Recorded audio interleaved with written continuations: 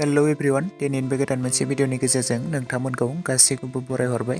लोगोफोर नोंथांमोनाथ' भिडिअनि टाइटेल आरो थाम्बनेलफोराव नायनानै एसेब्लाबो हमनो हाखादों जानांगौ दे दिनैनि भिडिअआ मानि सोमोन्दै जागोन। लोगोफोर दायो आं नोंथांमोननि सेराव लानानै फैदों गोदानै मोनसे आपकामिं अफिसियेल बड' मिउजिक भिडिअनि सायाव आपडेट्स लानानै। लोगोफोर बे गोदानै फैनो गोनां अफिसियेल बड' आपकामिं मिउजिक भिडिअनि टाइटेल आरो थाम्बनेलनि मुङानो जादों बावखुंग्रि हाजो सेरनि अनजालि।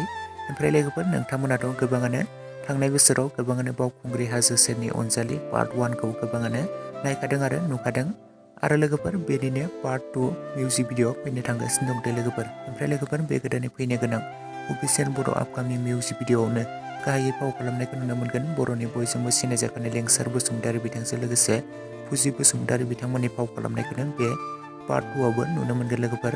ओमफ्राय लोगोफोर बे गोदानै फैनो गोनां अफिसियेल बड' आपकामिं मिउजिक भिडिअनि मेथाइखौ रोजाबदों जेसि नार्जारी बिथाङानो। ओमफ्राय लोगोफोर बे गोदानै फैनो गोनां बावखुंग्रि हाजो सेरनि अनजालि पार्ट 2 मिउजिक भिडिअनि फुल डिटेल्सखौ मोनाखै। जेब्ला आं मोनो अब्ला आं बेनि सायाव गोदानै मोनसे नोंथांमोननो फिन आपडेटनि गेजेरजों फोरमायनानै होनो नाजाबावगोन लोगोफोर। ओमफ्राय लोगोफोर नोंथांमोना दानिफ्रायनो बे बावखुंग्रि हाजो सेरनि अनजालि पार्ट 2 आपकामिं मोनसे मिउजिक भिडिअखौ दानिफ्रायनो नायनो थाखाय जोबोरैनो एक्साइटेड जाखाबाय नामा?